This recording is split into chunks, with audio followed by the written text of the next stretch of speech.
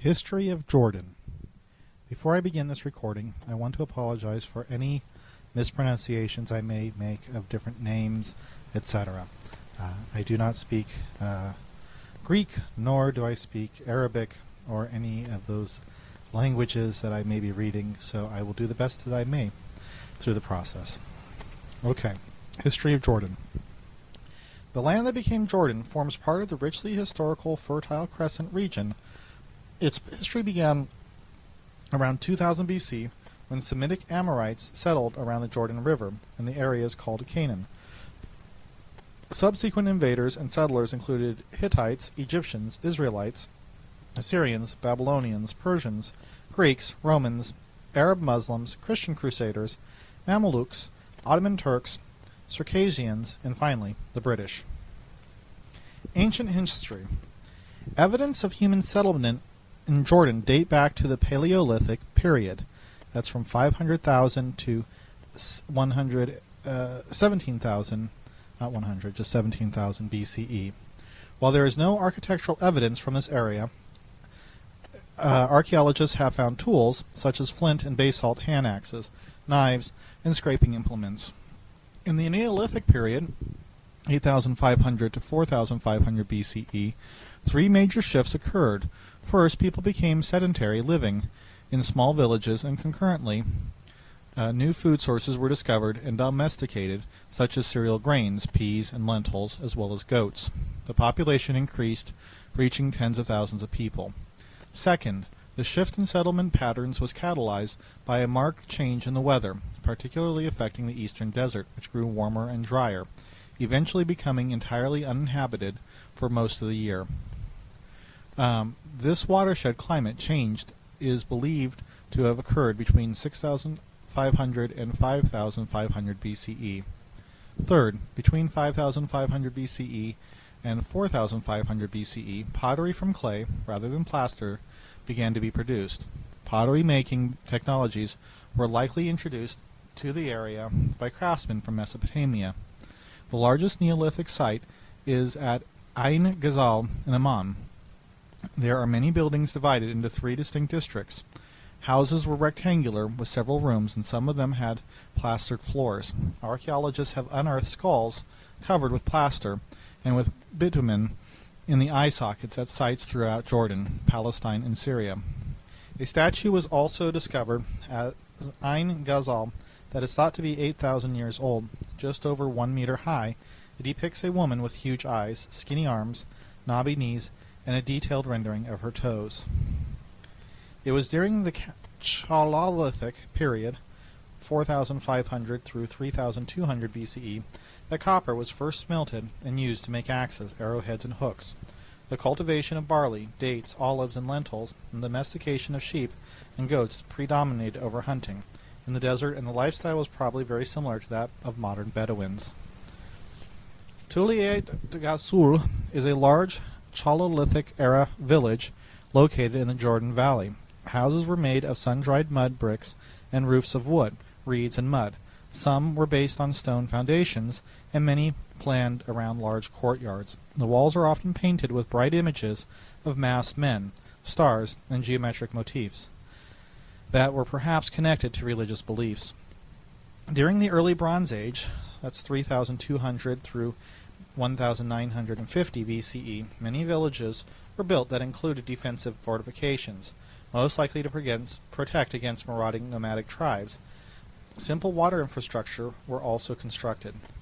At Bab al-Dra in Wadi Araba, archaeologists discovered over 20,000 shaft tombs with multiple chambers, as well as houses of mud brick containing human bones, pots, jewelry, and weapons. Hundreds of dolmens scattered throughout the mountains have been dated to the late Chalcolithic and early Bronze Ages. While in Egypt and Mesopotamia, writing developed before 3000 BCE.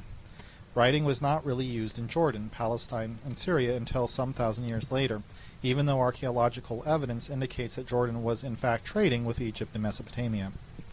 Between 2300 and 1950 BCE, many of the large fortified hilltops towns were abandoned in favor of either small, unfortified villages or a pastoral lifestyle. There is no consensus on what caused this shift, though it is thought to become a combination of climatic and political changes that brought an end to the city-state network.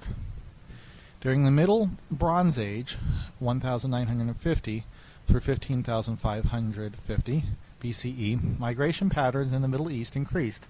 Trading continued to develop between Egypt, Syria, Arabia, Palestine, and Jordan, resulting in the spread of civilization and technology. Bronze forged out of copper and tin resulted in the production of more durable axes, knives, and other tools and weapons. Large and distinct communities seem to have risen in northern and central Jordan, while the south was populated by nomadic Bedouin style of people known as the Shasu. New fortifications appeared at sites like Amon's Citadel, Irbid, Tabakfal. Towns were surrounded by ramparts made of earth embankments, and the slopes were covered in hard plaster, making it slippery and difficult to climb. Pella was enclosed by massive walls and watchtowers. Archaeologists usually date the end of the Middle Bronze Age to about 1550 BCE, when the Hyksos were driven out of Egypt during the 17th and 18th dynasties. A number of Middle Bronze Age towns in Palestine and Jordan were destroyed during this time. 1920s to 1930s. Wow, isn't that a big jump? When King Abdullah I was first installed, Jordan's borders were quite different. Jordan first took Aqaba from Al-Hijaz, then expanded its boundaries exchange with Saudi Arabia to give up a considerable amount of desert and get closer to Aqaba. At the end of World War I, the territory now comprising Israel, Jordan, the West Bank, the Gaza Strip, and Jerusalem was awarded to the United Kingdom by the League of Nations as the mandate called Palestine Transjordan. In September 1922, as an act of appeasement to the Arabs, the British government presented a memorandum to the League of Nations stating that Transjordan would be excluded from all provisions dealing with Jewish settlement, and this memorandum was approved on the 23rd of September. With the League's approval, though technically illegal, under the terms of the mandate, Britain partitioned Palestine at the Jordan's River and established the semi-autonomous Emirate of Transjordan in those territories to the east. The British installed the Hashemite prince Abdullah I, which continuing the administration of separate Palestine and Transjordan under a common British High Commissioner. 1940s. The mandate over Transjordan ended on May 22, 1946. On May 25th, the country became the independent Hashemite Kingdom of Transjordan. Transjordan was one of the Arab states opposed to the second partition of Palestine and creation of Israel in May 1948. It participated in the war between the Arab states and the newly founded State of Israel. The Armistice Agreement on April 3, 1949 left Jordan in control of the West Bank and provided that the Armistice demarcation lines were without prejudice to future territorial settlements or boundary lines. In March of 1949, Transjordan announced its annexation of the West Bank. Only two countries, however, recognized this annexation, Britain and Pakistan. It is unknown why Pakistan recognized this annexation. 1950s. In 1950, the country was renamed the Hashemite Kingdom of Jordan to include officially those portions of Palestine annexed by King Abdullah, while recognizing Jordanian administration over the West Bank. The United States, other Western powers, and the United Nations maintained the position that ultimate sovereignty was subject to future agreement. On July 20th, 1951, King Abdullah was shot dead in Jerusalem while visiting the Al-Aqsa Mosque. His assassin, a Palestinian from the Husseini clan, was apparently concerned that Jordan and Lebanon were discussing a separate peace with Israel. Abdullah's grandson, Prince Hussein ibn Talal, was with him at the time and was hit too. King Abdullah's eldest son, Talal ibn Abdallah, was proclaimed king but was not deposed in 1952 because of he was deposed in 1952 because of a mental illness. His son Hussein ibn Talal became king on his 18th birthday in 1953. Jordan ended its special defense treaty relationship with the United Kingdom in 1957. In February 1958, following announcements of the merger of Syria and Egypt into the United Arab Republic, Iraq and Jordan announced the Arab Federation of Iraq and Jordan, also known as the Arab Union. The Union was dissolved in August of 1958. Jordan in the Cold War. Jordan signed a mutual defense pact in May 1967 with Egypt, and it's participated in the June 1967 war between Israel and the Arab state of Syria, Egypt, and Iraq. During the war, Israel gained control of the West Bank and East Jerusalem. The 1967 war led to a dramatic increase in the number of Palestinians living in Jordan. Its Palestinian refugee population, 700,000 in 1966, grew by another 300,000 from the West Bank. The period following the 1967 war saw an upsurge in the power and importance of Palestinian militants, Fedayeen, in Jordan. The heavily armed Fedayeen constituted a growing threat to the sovereignty and security of the Hashemite state, and open fighting erupted in June of 1970. Other Arab governments attempted to work out a peaceful solution, but by September, continuing Fedayeen actions in Jordan, including the destruction of 3 international airlines hijacked and held in the desert east of Amman, prompted the government to take action to regain control over its territory and population. In the ensuing heavy fighting, a Syrian tank force took up positions in northern Jordan to support the Fedayeen, but was forced to retreat.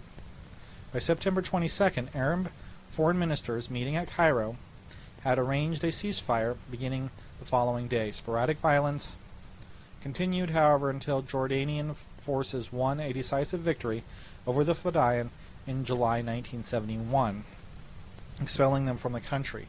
No fighting occurred along the 1967 Jordan River ceasefire line during the October 1973 Arab-Israeli War, but Jordan sent a brigade to Syria to fight Israeli units on Syrian territory. In 1988, Jordan renounced all claims to the West Bank, but retained an administrative role pending a final settlement. 1990s to 2000s. Jordan did not participate in the Gulf War of 1990-91. The war led to a repeal of U.S. aid to Jordan due to King Hussein's support of Saddam Hussein. In 1991, Jordan agreed, along with Syria, Lebanon, and Palestinian representatives, to participate in direct peace negotiations with Israel, sponsored by the U.S. and Russia. It negotiated an end to hostilities with Israel and signed a declaration to the effect on July 25, 1994. As a result, the Israeli-Jordan peace treaty was concluded on October 26, 1994. Following the outbreak of Israeli-Palestinian fighting in September 2000, the Jordanian government offered its help to both parties. Jordan has since sought to remain at peace with all of its neighbors. In the late 1990s, Jordan's unemployment rate was almost 25%, while nearly 50% of those who were employed were on the government payroll.